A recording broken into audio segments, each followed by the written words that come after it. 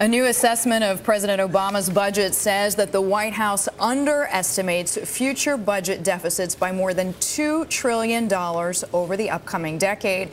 The CBO is more pessimistic on U.S. economic growth outlook. Joining us for his take on this nonpartisan math and its implications is David Blanchflower. He is professor of economics at Dartmouth College. He is a former member of the Bank of England's interest rate setting monetary policy committee, and he is a Bloomberg contributing editor. Danny, always glad to have you on with us. Thanks for making the time this morning.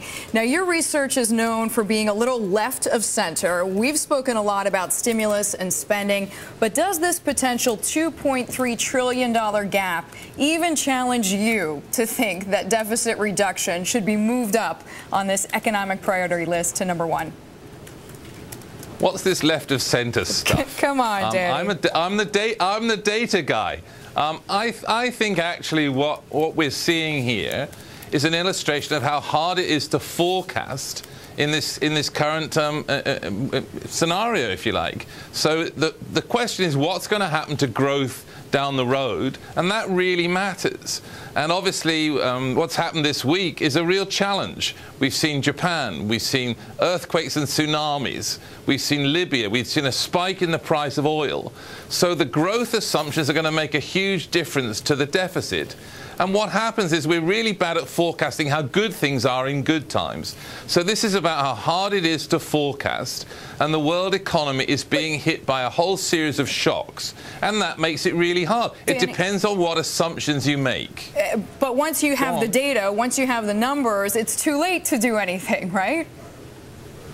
No, it's not. I mean, there's big errors to these things. The difference between the CBO's numbers and the White House numbers are really about what you think is going to happen to growth. If you think growth's going to be really strong, then revenues are strong, and that helps the deficit. If you think growth's going to be weaker, then the deficit looks weaker. So it's a major challenge, and the great problem still is if you try and pay off the deficit too quickly, that compromises growth. So the right thing at the moment is push for growth, deal with the deficit down the road. Don't try and destroy growth now. Danny, you mentioned these higher oil prices. We are watching other commodity prices rising as well. Consumers are clearly affected. Is the Fed behind the curve on inflation? Absolutely not.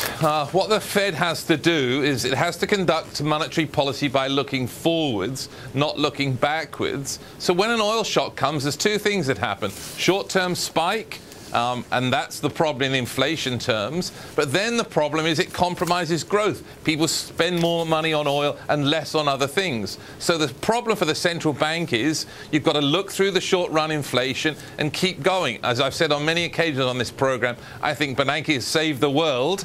I think the monetary policy has been absolutely right, and they have to keep interest rates very low and worry about the deficit down the road. Wow, Danny, and that's what Bernanke has said, and I'm a big supporter. I was just going to say, for all the criticism out there, I'm sure he does take a little bit of comfort that some economists do agree clearly with what he's doing. I can't let you go, Danny, without asking you about the yen. We're watching it drop here the second day on this assumption that the G-7 is going to keep selling the currency to try to help Japan.